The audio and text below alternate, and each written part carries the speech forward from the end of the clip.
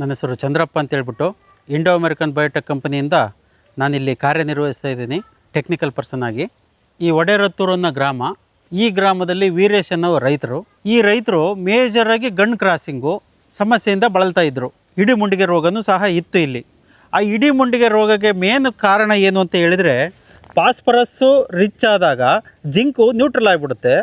Zinc ಯಾವಾಗ ಗಿಡಕ್ಕೆ ಸಿಗಲ್ವೋ gun crossing start ಆಗುತ್ತೆ. ಆಗ ಈ ರೈತರಿಗೆ ಇದೇನು ಗೊತ್ತಿರಲ್ಲ. ಅವ್ರು ಏನು ಮಾಡೋದು, ಒಂದು ರಾಸಾಯನಿಕ ಗೊಬ್ಬರ ಕೊಡೋದು, ಒಂದು ಕೊಟ್ಟಿಗೆ ಗೊಬ್ಬರ ಕೊಡೋದು, ನೀರು ಬಿಡೋದು, ಇಷ್ಟನ್ನೇ ಮಾಡ್ತಾಯಿದ್ರು. ಇಲ್ಲಿ ನಾನು ಬಂದು ನೋಡಿದಾಗ pH ಸಹ 4.6 ಇತ್ತು. ಇಲ್ಲಿ pH ರೈಸ್ ಮಾಡಲಿಕ್ಕೋಸ್ಕರ ನಾನು ಸುಣ್ಣ ಕೊಟ್ಕೊಂಡು pH 6.2ಗೆ ತಗೊಂಡೆ.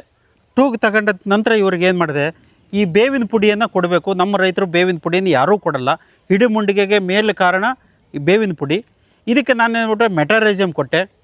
ಸಾಯಿಲ್ ಹಾರ್ಡ್ ಇರೋದು ಸಾಫ್ಟ್ ಆಗಲಿಕ್ಕೆ ನಾನು ಯೂಮಿಕ್ ಆಸಿಡನ್ನು ಕೊಟ್ಕೊಂಡ್ಬಿಟ್ಟು ಇವರಿಗೆ ಮೈಕೋರೈಜಾ ಅಂತ ನಮ್ಮದು ಸ್ಪೆಷಲ್ ಇದೆ.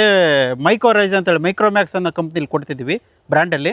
ಅದನ್ನು ಕೊಟ್ಟಿದ್ದೀನಿ. ಅದು ಕೊಟ್ಟಮೇಲೆ ವೈಟ್ ರೂಟ್ಸನ್ನು ಜಂಪ್ ಮಾಡಿದೆ. ವೈಟ್ ರೂಟ್ಸ್ ಜಂಪ್ ಆದಮೇಲೆ ನಮ್ಮದು ಸಾಯಿಲ್ ಕೇರ್ ಪ್ರಾಡಕ್ಟ್ ಬಂದುಬಿಟ್ಟು ನಮ್ಮದು NPK ಇದೆ, ಮತ್ತು ಅದು ಕೊಟ್ಟಿದ್ದೀನಿ. ಇಲ್ಲಿ ಸಾಯಿಲ್ ಕೇರ್ ಪ್ರಾಡಕ್ಟಲ್ಲಿ ಬಂದುಬಿಟ್ಟು ನಮ್ಮದು ರೈಜೋಬಿಯಮು, ಅಜೋಟೋಬ್ಯಾಕ್ಟರು, ಅಜೋಸ್ಪಿರಲಮ್ಮು ಮತ್ತು AMCನೂ ಸಹ ಇದೆ. ಇದನ್ನು ಕೊಟ್ಟು ಇದಕ್ಕೆ ಜೊತೆಲಿ ಊಟ ಬೇಕಲ್ವಾ, ನಾವು ಮೈಕ್ರೋಬ್ಸನ್ನು ಕೊಟ್ಬಿಡ್ತೀವಿ. ಮೈಕ್ರೋಬ್ಸ್ಗೆ ಫುಡ್ ಬೇಕಲ್ವಾ, ಆ ಫುಡ್ಡಿಗೋಸ್ಕರ ನಾವು ಸಾವಯವ ತ್ಯಾಜ್ಯ ಬೇಕು ಅಂತ ಹೇಳ್ತೀವಿ. ರೈತರು ಯಾರೂ ಮೇಂಟೈನ್ ಮಾಡಲ್ಲ. ಈಗೆಲ್ಲ ರಾಸಾಯನಿಕ ಗೊಬ್ಬರಕ್ಕೆ ಮೊರೆ ಹೋಗ್ತಿದ್ದಾರೆ. ಆ ಉದ್ದೇಶದಿಂದ ಯೂಮಿಕ್ಕು, ಅಮೀನೋ, ಫಲ್ವಿಕ್ಕು, CVD ಇರ್ತಕ್ಕಂಥದ್ದು ಒಂದು ಬೂಸ್ಟರ್ ಅನ್ನೋದನ್ನು ಕೊಟ್ಟೆ. ಅದು ಕೊಟ್ಟ ಮೇಲೆ ನೋಡಿ ನೀವು 1.5 ತಿಂಗಳಿಗೆ ತೋಟ ನಿಂತ್ಕೊಂಡು ನೋಡೋಂಗಾಯಿತು. ಈಗ ರೈತರು ಖುಷಿಯಾಗಿದ್ದಾರೆ. ಇವರು ಮಾಡಿರೋ ಖರ್ಚು 1 ಎಕರೆಯಿಂದ ಬರೀ 8,000 ರೂಪಾಯಿ. 8,000 ರೂಪಾಯಿಗೆ ಅಧಿಕ ಇಳುವರಿ ಪಡೆಯೋಕ್ಕೆ ಅವ್ರೀಗ ಯೋಗ್ಯವಾಗಿದ್ದಾರೆ. ಅವರೇ ನೋಡ್ತಿದ್ದಾರೆ ಎಲ್ಲದನ್ನು. ಸರ್ ಬನ್ನಿ, ನಮ್ಮ ತೋಟ ಚೆನ್ನಾಗಿದೆ, ಬಂದು ನೋಡ್ಕೊಂಡು ಹೋಗಿ ಅಂತ ಹೇಳ್ತಿದ್ದಾರೆ. ಇಷ್ಟು ನಮ್ಮ ಇಂಡೋ ಅಮೆರಿಕನ್ ಕಂಪ್ನಿಯಿಂದ ನಾವು ರೈತರಿಗೋಸ್ಕರನೇ ಕೆಲಸ ಮಾಡ್ತಿದ್ದೀವಿ ಮೇಡಮ್. ಇಲ್ಲಿ ನಮ್ಮಲ್ಲಿ ಯಾರಿಗೂ ಮಧ್ಯವರ್ತಿಗೂ ಇಲ್ಲ, ಏನಿಲ್ಲ, ನೇರವಾಗಿ ರೈತರಿಗೆ ಕೊಡ್ತಿದ್ದೀವಿ. ರೈತರಿಗೆ ಕೈಗೆಟುಕುವ ದರದಲ್ಲಿ ರೈತರಿಗೆ ತಲುಪಿಸ್ತಿದ್ದೀವಿ.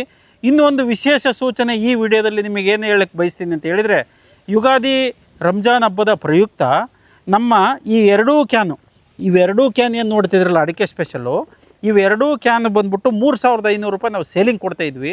ಈಗ ವಿಶೇಷ ರಿಯಾಯಿತಿ ದರ ಅಂತೇಳಿ 500 ರೂಪಾಯಿನ ಮೈನಸ್ ಮಾಡಿದ್ದೀವಿ.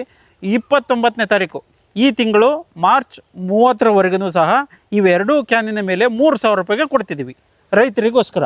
ಇದರ ಲಾಭವನ್ನು ರೈತರು ಪಡ್ಕೋಬೇಕಾಗಿ ತಾನು ತಮ್ಮಲ್ಲಿ ಕೇಳ್ಕೊಳ್ತಿದ್ದೀನಿ.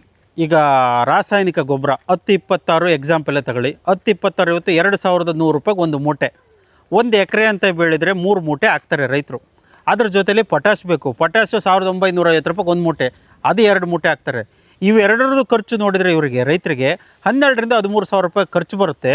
ಇದ್ರ ಜೊತೆಲಿ ಇದಿಷ್ಟರಲ್ಲೇ ಬೆಳೆ ಬರಲ್ಲ. ಮತ್ತು ಇದಕ್ಕೆ ಕಾಂಪೋಸ್ಟ್ ಗೊಬ್ಬರಗಳು ಬೇಕು. ಕೊಟ್ಟಿಗೆ ಗೊಬ್ಬರ ಅಂತೇಳಿ ಕರಿತೀವಲ್ಲ, ಕೊಟ್ಟಿಗೆ ಗೊಬ್ಬರವನ್ನು ರೈತರು ಕೊಡ್ತಾರೆ.